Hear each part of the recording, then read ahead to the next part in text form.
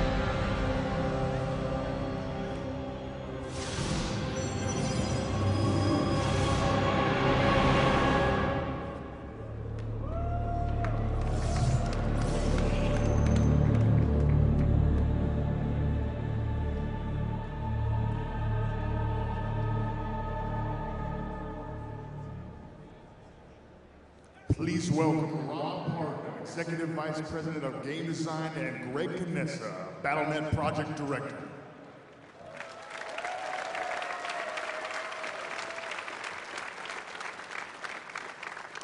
This is a lot of people today.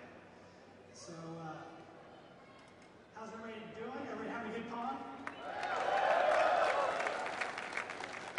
So they didn't announce any of the BattleNet stuff in the opening ceremonies because I always like to announce all the new stuff myself. I don't want Mike and Chris getting credit for it. But I also want to ask everybody to do me a favor because I think this is the biggest hall I've talked in front of. So I'm going to take a picture of one of you guys because you're all my friends. So when I count to 3, everyone say cheese. 1, 2, 3. All right, perfect. Awesome, thanks. I'm sorry about all this. All right, well, let's get on with BattleNet. So, talk a little bit about BattleNet. I think a lot of people have kind of forgotten about it because of this game called World of Warcraft, and it's been a little while since we've talked a lot about BattleNet. But we launched it originally in 1996 with Diablo, and it was actually the first matchmaking service that was integrated all the way into the games, because most of the matchmaking services out there, you know, kind of just serve as this general support system, and you don't really have the opportunity to put the user interface all the way into the game itself. So it's evolved a lot over the years. We always learn a lot from each game, and we try to improve the service. And you know, we really want to make sure it's the the premier online matchmaking service for everything. And the last time we did anything with it, at least in the public's perception, is 2003 with Warcraft 3. But we actually have been working quite a bit on it, and that's what we're going to talk about today. So BattleNet is actually got more players on it than World of Warcraft. And just imagine what this number is going to look like once we finally get StarCraft 2 out the door. So first thing I'm going to talk about is some of the things we learned from Warcraft 3. And we want to obviously continue to do all these things. We really felt like in Warcraft 3, it was, we did a really good job with the automated matchmaking system. Before Warcraft 3, there really weren't a lot of games out there that kind of did these quick matchmaking systems, and we really felt like that was really important to the game. And we found with a lot of the other games that came out at the time that because of how easy it was to get into games and the quality of the matches you got, Warcraft 3 ended up being an extremely popular game, even against other games that might have been just as good, but people would actually want to play War 3 because the service was so strong. It was obviously very easy to play with friends. Something that kind of caught us a little bit surprise, actually, was the random teams feature.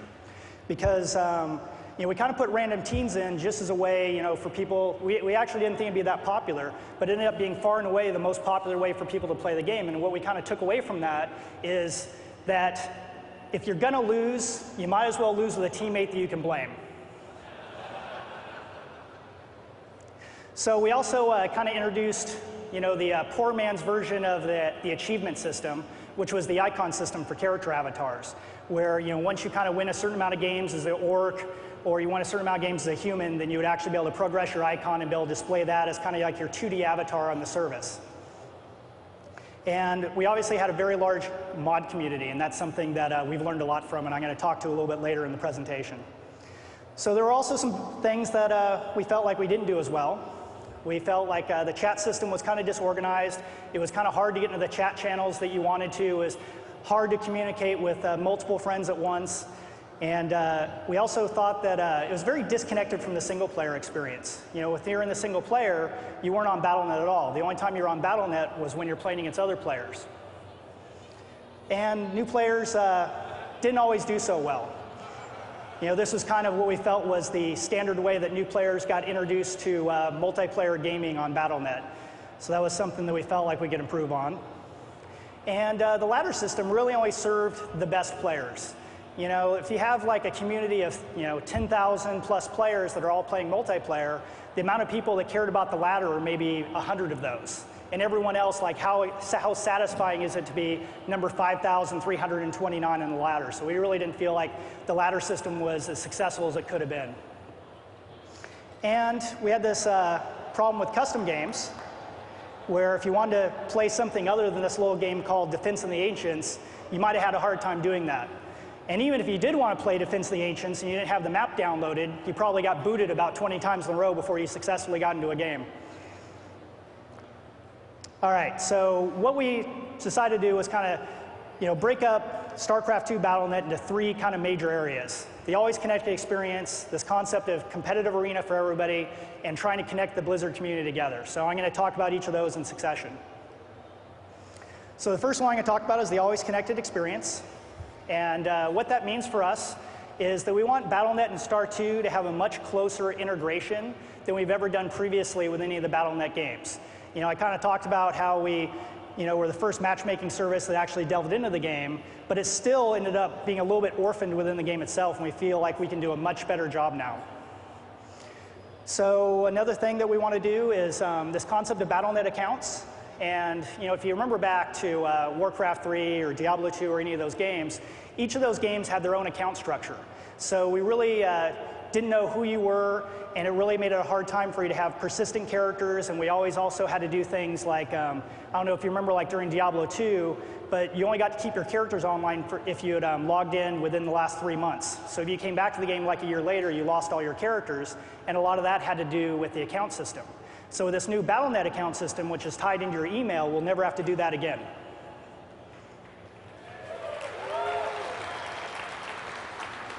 So another thing we want to be able to do is we want to make sure that you're always connected to news, new content, and friends. You know, again, that's something that we didn't really feel like BattleNet's previously done well, and it's something we've learned a lot from World of Warcraft with community site, with the launcher, and some of the system announcements and things we can do now to really make sure that all the Blizzard gamers know what's going on in the community.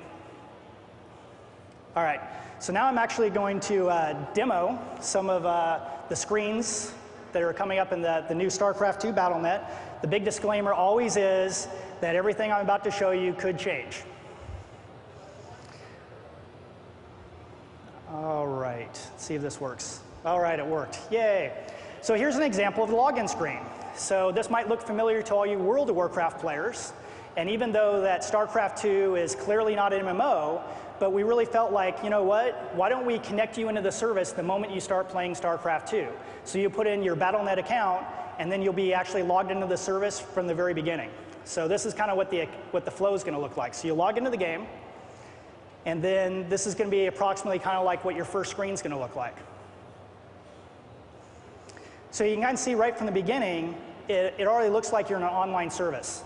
So you can see that you're going to be able to have access to like single player, multiplayer. We have this concept of these large widgets, like the campaign widget, which you can see. And then also on the right-hand side, you can see this concept of news, which looks a little bit like the World of Warcraft launcher, or might look a little bit like a website.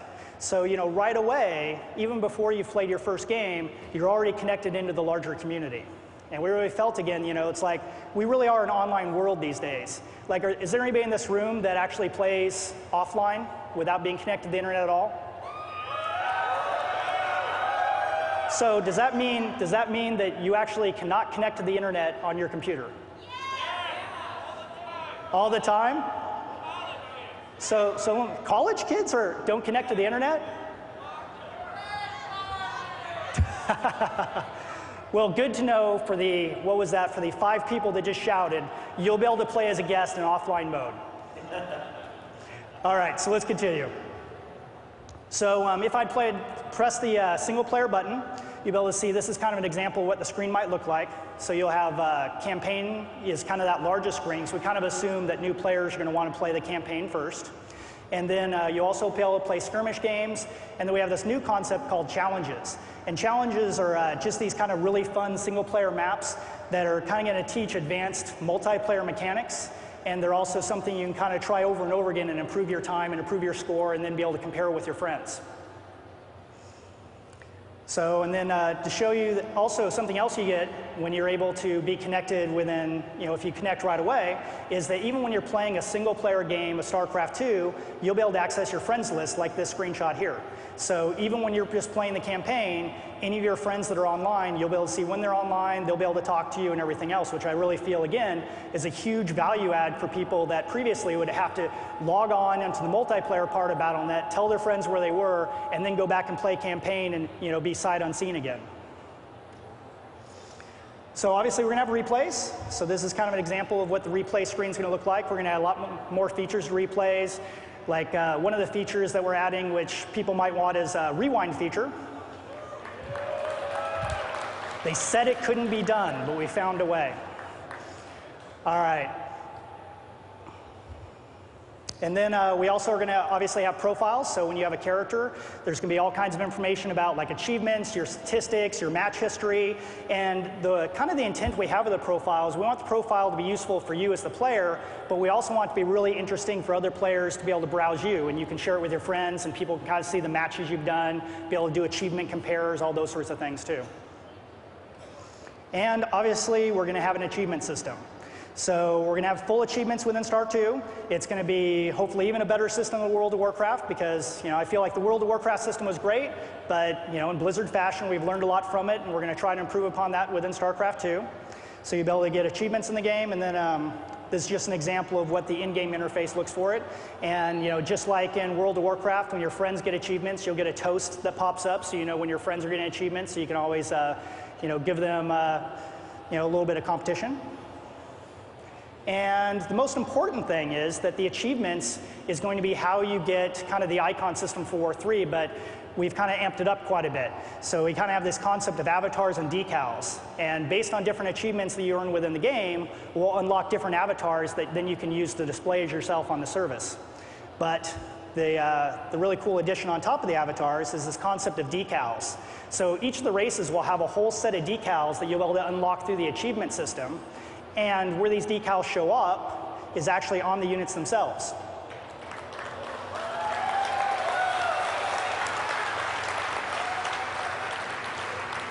So there'll be like all kinds of things you can unlock and all kinds of things you can kind of display to your friends. And it's also a system that obviously as we kind of continue the game, we can add more and more of these things over time. All right, so now I'm going to go back to the PowerPoint and talk about the next section. So the quick summary of the Always Connected experience is that we're doing it's the fully integrated experience. You're always connected to your friends. Another little side benefit is your game's always going to be up to date, because as soon as you log in, we can check for patches and make sure that you're completely up to date. And then lastly, another really cool feature that I don't really have anything to display is this kind of concept of cloud storage, which means that, let me give you the example. If you play the game from work, which I'm sure none of you play games from work, but let's just say you did, you could actually play, let's say, a couple missions of the campaign, and we'll save it automatically up to Battle.net, so when you go home, you can play right from where you left off. You don't have to take a file with you on a flash drive or anything like that.